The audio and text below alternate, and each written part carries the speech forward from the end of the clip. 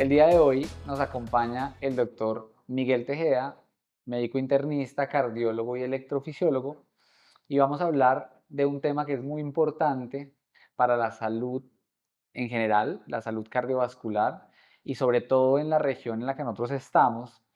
Vamos a hablar de la cardiopatía chagásica, la enfermedad por Chagas. Miguel, ¿cómo estás? Bien, gracias por la invitación. Bueno, Miguel, quiero que nos expliques y que le expliques a las personas que nos están viendo qué es ese tema de la cardiopatía por Chagas, qué es el Chagas, esta enfermedad de la cual escuchamos tanto, pero que se desconoce demasiado. Haznos una introducción. ¿Qué es la cardiopatía chagásica?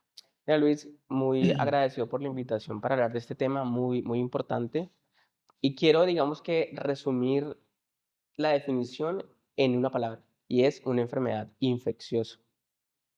Una enfermedad infecciosa causada por un parásito, ¿sí? Que se llama Trypanosoma cruzi y que de forma creciente ha, digamos que, alertado a la población en general por el compromiso que puede llevar en términos de afectación de la calidad de vida, patología cardiovascular y digestiva, neurológica en otros contextos, y que muchas veces ha quedado subdiagnosticada en el tiempo, ¿sí?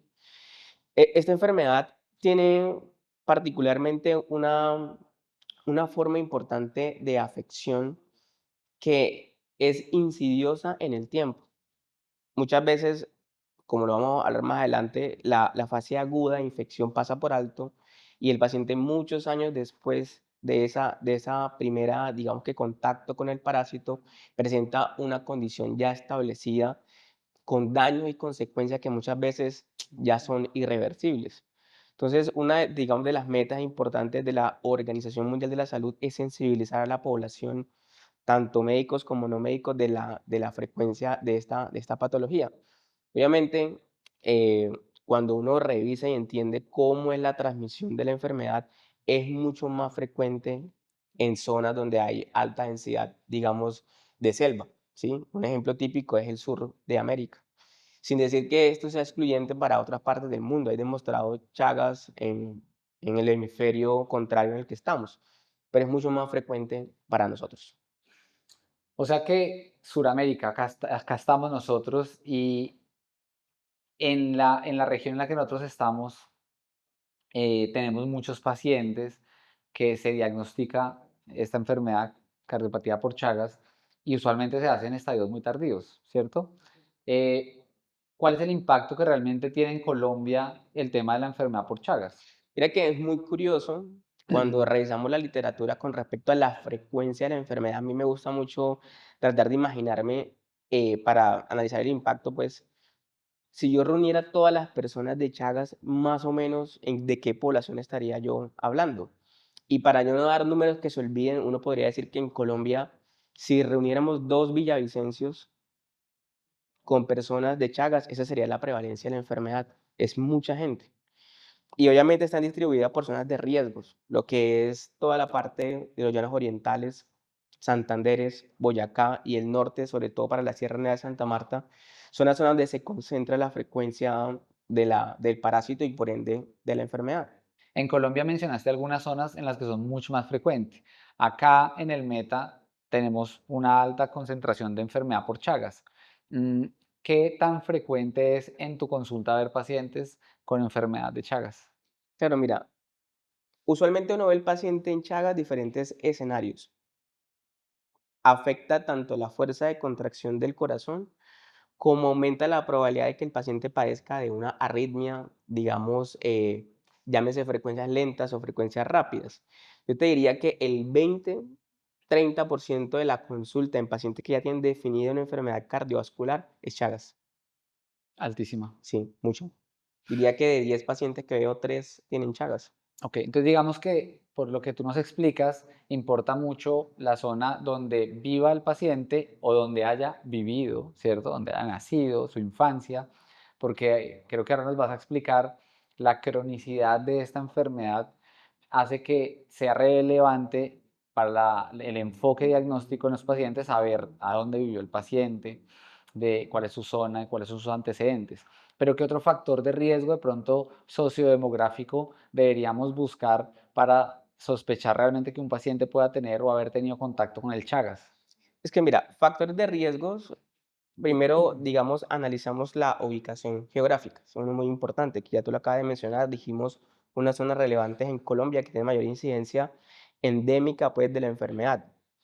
Dos, el tipo, digamos, de vivienda, la localización de la vivienda, más frecuente en zonas rurales que zonas urbanas, y sobre todo aquellas personas que se exponen en áreas de selva a trabajar sin, digamos que sin protección, donde está más expuesta, digamos que la piel para la picadura del insecto, sí, que ya vamos a hablar de esto, eh, serían como factores de riesgo sociodemográficos importantes a tener en cuenta. Pero entendiéndola, digamos que la fisiopatología de la infección también es cierto que existe una transmisión, por ejemplo, vertical. Cuando hablo vertical me refiero a que madres que tienen enfermedad de Chagas pueden transmitírsela a su hijo en el momento del embarazo, se denomina Chagas congénito. Por ejemplo, eso era muy frecuente antes, ya no es tan frecuente, las transfusiones sanguíneas, ¿sí? Antes de 1990, digamos, donde la búsqueda de ciertas, digamos, condiciones infecciosas en las bolsas de sangre que se colocaban no era tan rigurosa, había contagio por enfermedad de Chagas. Ok. Y incluso en algunos países se ha demostrado también en trasplantes de órganos sólidos. Entonces, ahí para identificar factores de riesgo es muy relevante examinar todos esos antecedentes personales del paciente para poder llegar a sospechar esta condición. Importante, y es que la epidemiología dice que con el hecho de tú haber vivido al menos 3 meses en una zona de riesgo, ya te pone en el radar de una persona que potencialmente está, digamos, en riesgo de tener esa enfermedad como tal. Ok. Entonces, para los pacientes que nos están escuchando y que de pronto ya se alertan porque tuvieron alguna de estas características sociodemográficas, tanto por el lugar donde nacieron o donde crecieron en su niñez, o porque sepan que en su familia hay personas con Chagas, probablemente compartieron una vivienda o un lugar de residencia. ¿Cuáles serían los síntomas que puede percibir un paciente que tenga enfermedad de Chagas o cardiopatía por Chagas o cualquier otro compromiso de otro órgano y que todavía no tenga el diagnóstico? Ahí te quiero explicar algo muy importante y es la presencia del vector. El vector es el insecto que transmite el parásito. Lo que sucede es que este insecto pica al huésped, en este caso el ser humano, hace una herida y eso se contamina con las heces del insecto que tienen el parásito. Ahí se da el primer contacto con respecto, digamos, a la infección del mismo. Hay otras transmisiones que son, por ejemplo, la oral, de animales que están contaminados con el parásito, sobre todo el armadillo y la zarigüeya, contaminan la fruta y la persona se la come, ¿sí? Hay un ejemplo muy frecuente y digamos que reciente hacia el cesar de una contaminación importante por personas a través de la vía oral, que no es la más frecuente en Colombia. Y hay una tercera contaminación que es esas mismas heces contaminadas del insecto, digamos, de los reservorios, y a través de la mucosa del ojo, por ejemplo, o de la boca, podría también introducirse el parásito. Entonces, la infección o el primer contacto con el parásito puede producir cero síntomas, que es más o menos, Luis, esto es lo curioso, el 90% de los casos. O puede producir entre el 1 y el 10% algún tipo de manifestación dependiendo de la ruta de inoculación del parásito. Por darte un ejemplo, clásicamente a uno le enseñan en semiología algo que se llama signo de Romagne, que es el típico niño que tiene, digamos, eritema, induración en ojo de forma unilateral, asociado a ganglios inflamados que pueden ser del cuello o alrededor del ojo, asociado a síntomas sistémicos, fiebre, malestar, y que eso debe alertar al médico, obviamente, que estamos ante una infección primaria por el parásito de la enfermedad de Chagas. Pero digamos, la frecuente que es la picadura del insecto, 90% asintomáticos, no sienten nada.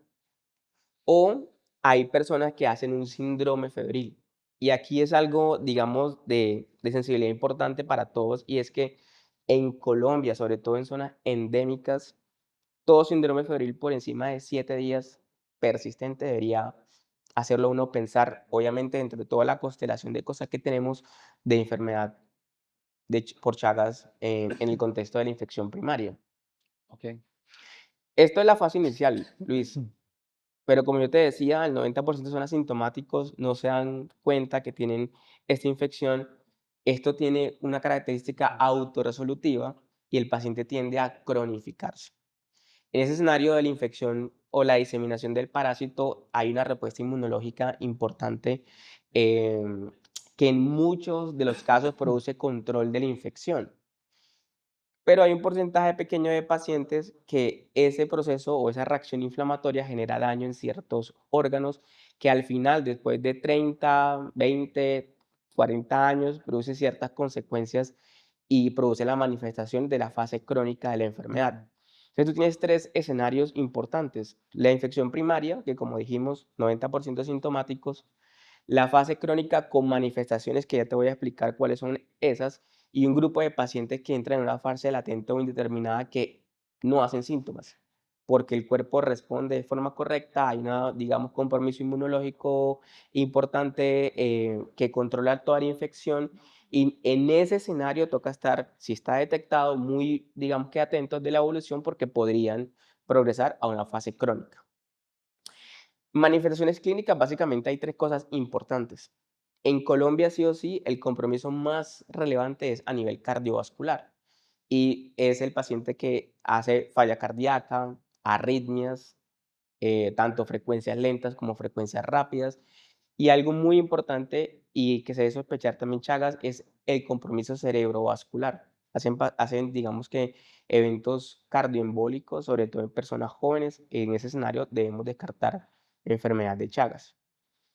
Hay un grupo de pacientes menores, sobre todo en las formas de infección en Colombia, que hacen compromiso del tubo digestivo.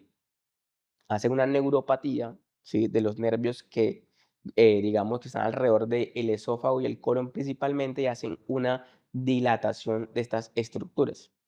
Entonces, esos pacientes clásicamente manifiestan dificultad para la deglución o dificultad para, digamos, mantener un ritmo de posición adecuado. Se comporta como un estreñimiento, que es un síntoma muy, muy frecuente en la población. Entendiendo que la mayoría de pacientes en la fase aguda no generan ningún síntoma, es altamente probable que esos pacientes evolucionen a la fase crónica, en la que 20, 30 o 40 años después empiecen a manifestar los síntomas. Ese paciente que puede sentir. Entonces, si nos ubicamos que en el compromiso más relevante de nuestras, digamos, formas de Chagas en Colombia, el compromiso es cardiovascular, los síntomas van a estar a este nivel. Entonces, por ejemplo, si el fenotipo principal de este paciente es insuficiencia cardíaca, va a tener todos los síntomas de un paciente que le falla el corazón en su contracción, ¿sí? Ujú. Entonces está la fatiga, la incapacidad para hacer actividad física, que antes no me generaba fatiga, ahora sí me la genera. Está el tema de la dificultad para acostarse en la cama de forma horizontal, tienen que aumentar el número de almohadas para poder estar más tranquilos. De forma, digamos que ocasional, puede que se levante con una crisis de tos y dificultad respiratoria que mejora después de 30 minutos de la incorporación, que ya lo hemos mencionado, se llama disnea paroxística nocturna. Está el paciente que tiene hinchazón de las piernas, todo esto reflejando una dificultad del funcionamiento contráctil del corazón, que es lo que conocemos con el nombre de insuficiencia cardíaca. Pero está el paciente que tiene trastornos no de la fuerza contráctil, sino del ritmo cardíaco. Y puede estar tanto frecuencias lentas como frecuencias rápidas. Entonces está el paciente que te refiere mareos como un síntoma, digamos, leve, por decirlo así, y el paciente que realmente pierde el estado de conciencia, que es lo que se conoce con el nombre de síncope. El paciente se desmaya y nosotros, por ejemplo, hacer el estudio del ritmo cardíaco tiene un bloqueo ahí completo, ese paciente podría tener una enfermedad de Chagas. Y está el otro paciente que hace trastornos del ritmo, pero rápidos. Fibrilación auricular, sobre todo, sería un marcador también eléctrico de la enfermedad. O sea, en Colombia, y basado en los antecedentes sociodemográficos y epidemiológicos de cada paciente, si un paciente nosotros le diagnosticamos falla cardíaca y cumple con algunos criterios, deberíamos buscarle Chagas. A todos. Si un paciente tiene fibrilación auricular, deberíamos buscar Chagas. Si un paciente tiene un bloqueo en la conducción de su corazón y termina en el implante de un marcapaso y cumple con estas características, deberíamos buscarle Chagas. Claro que sí. Y mira que hay una cosa importante que dijiste es que me gusta mucho del análisis del diagnóstico de los pacientes en la detección precoz de la enfermedad es que el electrocardiograma te da mucha información. Un paciente que tenga, digamos, una zona de riesgo para esta enfermedad, que tenga alteraciones electrocardiográficas, así esté asintomático, debería irse al estudio y descartarle que no tenga una enfermedad de Chagas, principalmente bradicardia sinusal o algo que se conoce con el nombre de bloqueo de rama derecha. Esas dos situaciones, y menos frecuentemente bloqueo auriculoventricular grado 1, deberían obligarlo a uno como médico a descartar Chagas si el paciente está en una zona de riesgo.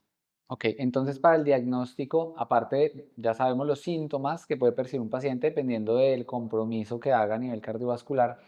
El diagnóstico de estos pacientes, ¿cómo se debería hacer? Electrocardiograma, hablaste que es una herramienta de fácil acceso y de fácil interpretación, pero ¿cuáles serían los otros métodos diagnósticos que tenemos para la enfermedad cardíaca por Chagas? Yo creo que ahí uno piensa en dos situaciones. Quiero establecer cuál es el compromiso cardiovascular por la enfermedad y quiero establecer el diagnóstico etiológico de esa patología cardiovascular. Entonces, para establecer el compromiso están todos los exámenes que conocemos. Está el ecocardiograma, que evalúa la estructura de la función como tal del corazón. Está el electrocardiograma. Podríamos hacer, por ejemplo, una resonancia, que es una imagen avanzada que permite, además de tener información de la morfología y la fuerza de contracción, nos evalúa algo muy importante y es la característica tisular, el tejido como tal del corazón. Y además nos va a decir qué tanta cicatriz tiene el paciente, que es un marcador independiente de riesgo de arritmias y compromiso por arritmia ventricular y muerte secundaria a esto. Todos esos exámenes que yo te menciono son para definir el grado de compromiso de la enfermedad a nivel cardiovascular. Pero cuando yo estoy pensando en etiología, hay que hacer una prueba serológica. Y ahí hay que analizar el escenario, si es el escenario de la infección primaria, el episodio agudo, o si es el escenario ya de un paciente crónico. En un paciente agudo lo que tengo que hacer es buscar el parásito en la sangre, ¿sí? Y hay que hacer un examen directo de la sangre. Hay una prueba diagnóstica que se llama microhematocrito, que lo que hace básicamente es mirar en un microscopio en varios campos si hay infección parasitaria. En pacientes que están agudos, usualmente la parasitemia es muy alta y se ve directamente en ese examen. En un paciente crónico, como ya una respuesta inmunológica, ya estos parásitos están, digamos, controlados por toda la respuesta inmunológica, ya no hay esa parasitemia, lo que buscamos es cuál es ese marcador inmunológico de esa respuesta. Hay diferentes metodologías, pero lo que más hacemos es un examen que se llama ELISA e IFE. Importante en el diagnóstico para, digamos, llevarse para la casa es que uno debe tener 2 pruebas diagnósticas con diferente metodología para confirmar el diagnóstico de enfermedad por Chagas. Algunas veces pasa, Luis, porque hay falsos positivos y falsos negativos, que tenga una prueba positiva y una negativa. Ujú. En ese escenario deberíamos hacer una tercera prueba con una metodología diferente para poder concluir si hay o no hay Chagas.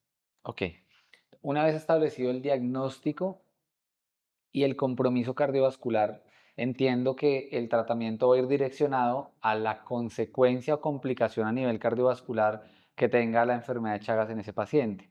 Como electrofisiólogo que eres, ¿cuál es el abordaje que le das a los pacientes que te remiten ya en estadios crónicos y avanzados basado en su compromiso cardiovascular? Entonces, es, digamos, relevante establecer el grado de riesgo de muerte súbita en el paciente. Chagas, desafortunadamente, es una enfermedad que produce mucha cicatriz en el corazón y el riesgo más importante es que el paciente tenga una arritmia ventricular que comprometa su vida o, en el otro extremo, que se coloque muy lento el corazón y el paciente requiera un marcapaso para ayudarle a esa estimulación. Entonces, digamos que imparitable, pues, en el estudio del paciente es establecer cómo se comporta su ritmo cardíaco, no solamente en un momento determinado, sino al menos en 24 horas, teniendo en cuenta que esto debe estar correlacionado con los síntomas del paciente. Por ejemplo, si un paciente con Chagas ya conocido tiene un electro y un Holter normal, pero te dice que él se marea por lo menos 2 veces al mes, tú no puedes pasar por alto este síntoma. Tienes que buscar la forma de monitorizar al paciente de una forma más prolongada para descartar o confirmar que no esté sucediendo algo con el ritmo cardíaco. Llámese un monitor de eventos externo prolongado de 15 días, de un mes, o llámese monitor de evento subcutáneo para hacer un monitoreo mucho más prolongado del ritmo cardíaco. Ok, aquí hablamos de dispositivos tal vez en complicaciones tardías. ¿Existe tratamiento farmacológico específico para el Chagas? ¿Y quién se beneficiaría de recibir este tratamiento? Mira que ahí hay dos contextos, la fase aguda y la fase crónica de la enfermedad.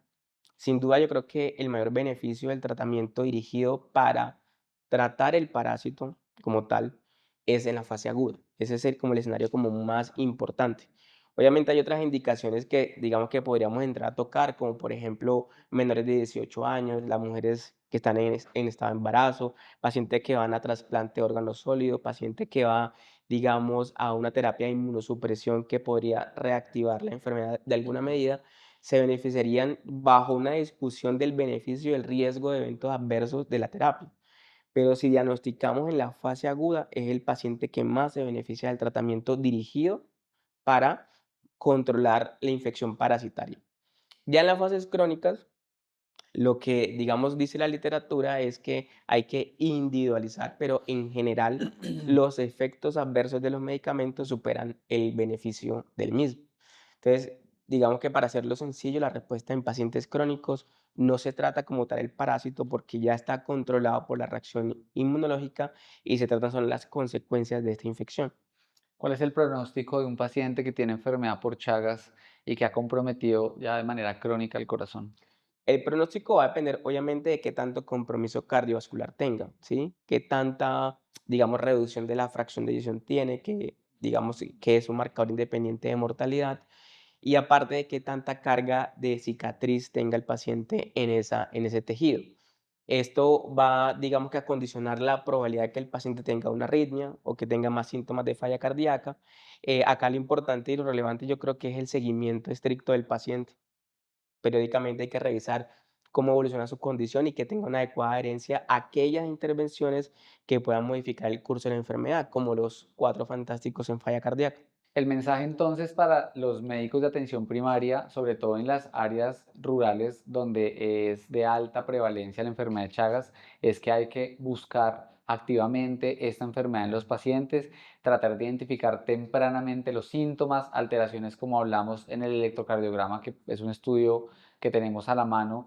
Desde ahí puede ya partir la sospecha diagnóstica, invitar a estos médicos de atención primaria que se haga un diagnóstico temprano y no sé si tú quieres darnos alguna otra Yo creo que recomendación. para finalizar, Luis, yo creo que debemos ser mucho más sensibles en el diagnóstico agudo, ¿sí?